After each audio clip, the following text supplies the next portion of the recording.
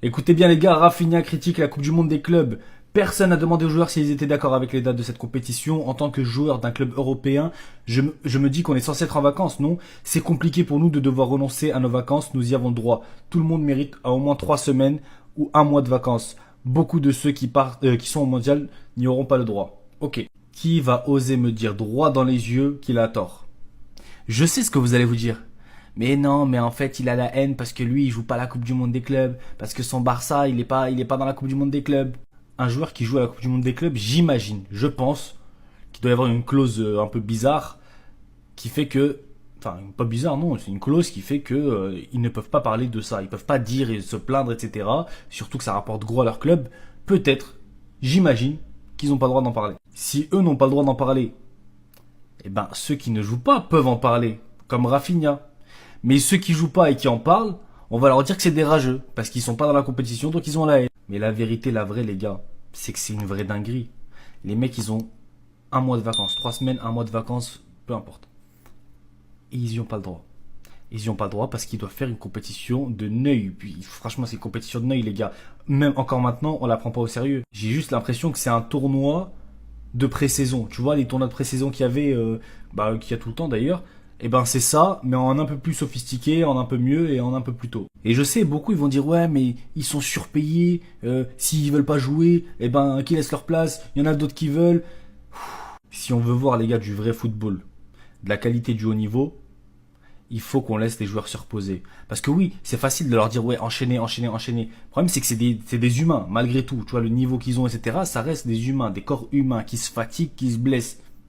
On va augmenter leurs blessures et leur dire ah, si vous n'êtes pas content, bah faut pas être payé autant. Non les gars, au contraire, si on veut du vrai spectacle, si on veut kiffer, il faut qu'ils se reposent pour pouvoir se donner encore plus. Vous êtes tous naïfs et vous tombez dans le panneau facilement en plus. Lamine Yamal aimerait tirer les pénaltys et les coups francs avec le Barça la saison prochaine. Eh ben vous savez quoi? J'y crois pas du tout. J'y crois pas une seconde. Même une seconde, j'y crois pas. Alors peut-être c'est vrai, je suis personne pour dire que c'est faux, en tout cas c'est mon avis. Mais tant qu'il tirera pas les pénaltys officiellement devant mes yeux et qu'il tirera pas les coups francs, pour moi c'est pas vrai. Parce que les gars, faut redescendre sur terre.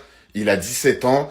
Quand tu joues dans un club comme le Barça en plus de ça, où il y a des tauliers devant toi, il y a des mecs d'expérience, il y a des Lewandowski, il y a des Rafinha, il y a des Pedri qui sont là avant toi. Alors certes, Pedri c'est peut-être pas un tireur de coup franc, mais bref, Lewandowski, Rafinha, il y en a plein. Tu vas pas me faire croire que Yamal, il demande déjà de tirer les pénaltys et les coups francs. Je trouve ça un peu gros quand même. Parce que là, ça vient de sortir sur les réseaux, je vois énormément de réactions, ça commence à le comparer à Mbappé, ça commence à le faire passer pour un mec hautain, un mec qui veut tout prendre, déjà un mec qui veut tout faire dans le club, qui prend ses responsabilités. Alors que Yamal, c'est pas du tout ça. Et moi, je trouve ce joueur-là, il commence vraiment à être détesté pour rien. Genre, ça commence carrément à sortir des fausses rumeurs. Ça commence à lui inventer un personnage qui n'est pas dans la vraie vie. Le mec, parce qu'il met des stories, parce qu'il crée la hype, parce qu'il met du suspense, il est hautain, il est truc. Mais quand c'est Zlatan, quand c'est Ronaldo, oh, c'est les GOAT. Non, franchement, quand je vois les commentaires, mais il y en a, les gars, mais vous tombez la tête la première, mais vraiment. Genre, on vous dit un truc, vous y croyez. C'est un truc de fou quand même. Les gars, je viens de me poser une question. Oui, ne faites pas attention au titre. Lamine Yamal veut tirer les pénaltys, ok. Mais mis à part Robert Lewandowski au Barça, finalement, qui sont les bons tireurs de pénalty? Parce que moi, je me projette, Robert Lewandowski va bientôt partir. Qui pour tirer les pénaltys? Il est tiré très très bien. Au Bayern Munich aussi, on n'avait rien à leur dire. C'est très rare qu'il rate. Mais on a clairement une équipe qui ne sait pas tirer les pénaltys. Oui, je le dis clairement. Baldé, j'ai peur. Ferran Torres, j'ai peur. Koundé, n'en parlons pas. Les Firmine, Gavi, Pedri, je les ai vus tirer vite fait avec la Roja au tir au but, mais sans plus. Lamine Yamal, il a déjà raté un penalty. Il a marqué le dernier, mais bon, si on regarde bien le penalty, ça fait pas extrêmement confiance. Donc finalement, qui va tirer les penaltys? Rafinha?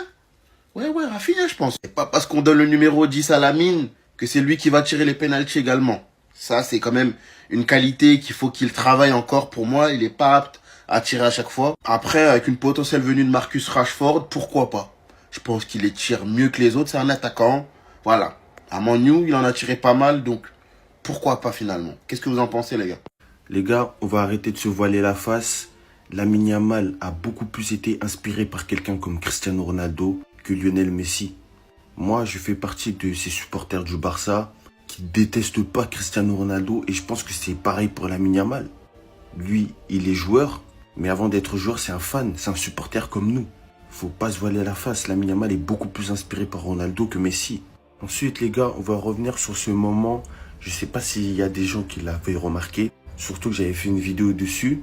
Mais lorsqu'on a vu Lamine Yamal dans nos écrans pour la première fois sans le connaître, il était à côté de Sergio Ramos et il était avec son gars. Et ils étaient impatients de voir quelqu'un. Lamine Yamal, il était excité particulièrement par l'idée de voir quelqu'un. Cette personne, elle était derrière Benzema. C'est Cristiano Ronaldo. On voit Lamine Yamal aussi le pointer du doigt. Sans oublier aussi le fait qu'il a été vu avec le fils de Ronaldo en vacances et que Ronaldo en avait profité pour déclarer son amour envers Lamine Yamal et la potentielle amitié avec son fils. Donc les gars, Lamine Yamal peut très bien avoir été inspiré plus par Ronaldo que Messi sans que ça choque quelqu'un. Dans tous les cas, son idole, ça restera lui. Donc pour moi, il n'y a rien de choquant que Lamine Yamal y mette une story Maradona et non Messi. Parce que si tu veux prendre la suite d'un bouc comme Messi, vaut mieux pas rappeler les comparaisons avec lui à tout bout de champ. C'était Jorginho du Brasil. Et dites-moi ce que vous pensez de tout ça. Bao! Écoutez bien, l'un des rédacteurs en chef du Ballon d'Or. C'est Yamal. Donc pour toi, et c'est le critère numéro 1. C'est le critère numéro 1, c'est écrit dans le règlement. Dembélé, il a gagné ça, il a gagné ça, il a gagné ça, il a gagné ça. Il va peut-être encore gagner, on sait pas. Qu'est-ce que je favorise? Est-ce que c'est le côté artistique finalement? Le joueur, il m'éblouit. C'est le critère numéro 1 apparemment. Ce joueur a fait 10 fois plus que Yamal, était le joueur le plus éblouissant, et avait en plus de ça le double des stats de Yamal. Avait tout gagné collectivement, mais on a préféré un joueur de l'ombre. C'est quoi du coup, ça disparaît quand c'est Dembélé? Et j'en viens à vous dire ça alors que ce n'est même pas un joueur de l'ombre. Un joueur à la lumière proposant l'un des meilleurs footballs de cette année. Alors il en viendrait finalement à dire qu'il votera au final Ousmane Dembélé Ballon d'Or, se basant sur l'argument de la surprise où Dembélé n'était pas attendu comparé aux autres. Alors que cela ne fait absolument pas partie des critères du Ballon d'Or, et vous rappelant bien que le Ballon d'Or de cette année ne prend pas en compte par-dessus en plus de ça tout ce qui s'est passé dans le passé du joueur. Contrairement à tous les autres Ballons d'Or passés. Aujourd'hui, le monsieur reste positionné sur le fait, c'est que le problème il est là, il n'a jamais été résolu. On vote qui? Le joueur qui nous éblouit le plus ou celui qui a permis de tout gagner sur toute une saison en réalisant l'un des plus beaux footballs de cette année? Et vous l'avez compris, selon les critères du Ballon d'Or, Dembélé est celui qui est le plus présent dans tous les critères.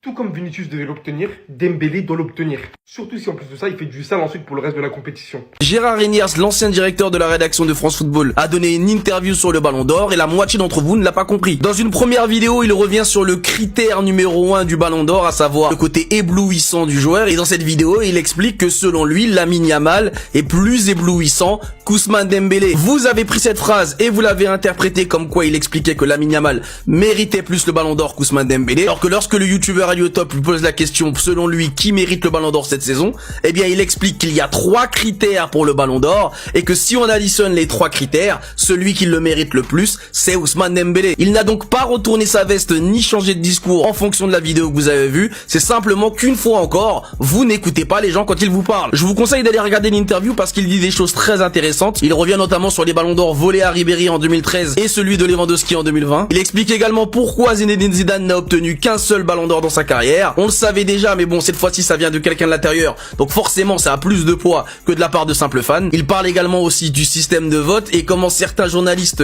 sont contraints de voter pour les joueurs de leur pays, sinon ils subissent des pressions pour leur vie dans leur pays. Mais donc encore une fois, on a quelqu'un de très haut placé dans la désignation du Ballon d'Or qui estime que le Ballon d'Or de cette saison n'est autre qu'Ousmane Dembélé.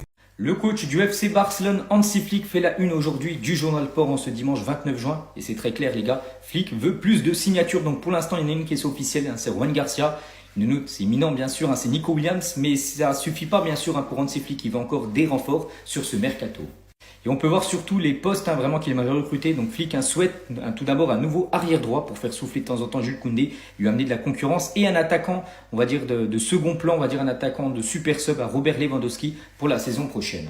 Et toujours dans cette une du journal Sport aujourd'hui, on apprend également que Flick estime que l'équipe était très fatiguée à la fin de la saison dernière et ainsi explique en partie pourquoi elle n'a pas remporté la Champions League. N'oubliez pas que le Barça a été éliminé en demi-finale contre l'Inter. Et concernant quelques joueurs qui devraient quitter bien sûr le Barça, donc le Barça ferme les dossiers de certains joueurs indésirables de l'équipe. Donc tout d'abord Ansu Fati est prêt à Monaco, c'est pas encore officiel mais il a passé sa visite médicale ce week-end, tout est ok, normalement l'officialisation devrait intervenir mardi. Donc Pablo Torre lui négocie un transfert avec l'équipe de Majorque, Oriol Remu devrait partir gratuitement et concernant Christensen lui devrait être vendu sur ce mercato. Les comparaisons comme ça, faut arrêter. Non, au bout d'un moment, faut arrêter. J'aime trop Messi, Mais les comparaisons qui veulent rien dire et que c'est pas comparable du tout, faut vraiment arrêter. Donc là, il nous montre l'équipe du PSG actuelle, 424 buts en carrière, et il nous montre Messi, 866 buts en carrière. Et là, il y en a, ils vont tomber dans le panneau, ils vont dire « Oh là là, mais Messi, il est plus grand que le PSG. » Mais les gars, tu me compares Messi, qui est un attaquant, qui a presque fini sa carrière, qui a 38 ans, qui est un des meilleurs buteurs de l'histoire, à une équipe où il y a un gardien, Donnarumma, il y a Pacho, Nuno Mendes, Hakimi, Vitinha, bref, que des jeunes qui commencent leur carrière. Marquinhos, défenseur central. Ousmane Dembélé, on sait très bien que c'est un attaquant qui a pas mis 400 buts. Genre là, vraiment, avec des statistiques comme ça, on veut prouver quoi? On veut prouver quoi? C'est comme si je te mets l'équipe de Reims actuellement avec Cristiano Ronaldo à côté. Oh là là, les gars, l'écart de ouf! Franchement, les gars, un minimum d'intelligence. Il y a que moi que ça choque, les comparaisons comme ça. Genre, des fois, il y en a, ils vont prendre 4 défenseurs centrales, ils vont te dire... De Bruyne, il a plus de passes des queues, mais ça veut rien dire. Même là, tu vois, t'as Gvara, il a même pas mis 100 buts en carrière. T'as João Neves, il a 10 buts. T'as Hakimi, il a 60 buts. Mais les gars, c'est normal, Messi, il a 38 ans, frérot. Il a 38 ans, il a fini sa carrière, il a joué au Barça pendant 17 ans. C'était un numéro 9, il a mis 91 buts. Mais vous voulez prouver quoi avec des statistiques comme ça, sérieux? Il peut pas échouer. Regardez bien la réaction de Paul Pogba quand il a signé son contrat. Les gars, combien de temps il est resté comme ça dans la vidéo, hein? Beautiful to see, my friend, to be here, to live this with you. It's not stories, thank you from our side. Special moment for you, it's also for us. Thank you, I appreciate that. It's just the first step of the next one, Paul. Malgré que je sois très content de son retour, comme tout le monde l'attend, j'appréhendais un petit peu son retour vu qu'il n'avait pas joué depuis 2 ans. Mais en fait, je me rendais pas compte. Je me rendais pas compte depuis combien de temps il attendait ça. À quel point il a rêvé de ça surtout. Après tout ce qu'il a traversé, tout ce qu'il a enduré, toutes les difficultés qu'il a traversées depuis autant de mois, depuis autant d'années. Avec son frère, avec tout ce qui s'est passé. Moi maintenant, je dis j'y crois. Cette vidéo, hein, vous pouvez pas rester insensible devant. Et merci d'ailleurs à l'AS Monaco de nous avoir partagé ça. Parce qu'aujourd'hui, on se rend vraiment compte de l'amour de ce monsieur envers le football, envers ce ballon rond. On sera là pour tout suivre, de A à Z. On va regarder les matchs de Monaco un par un. On va le pousser jusqu'à la fin, jusqu'à sa réussite s'il le faut.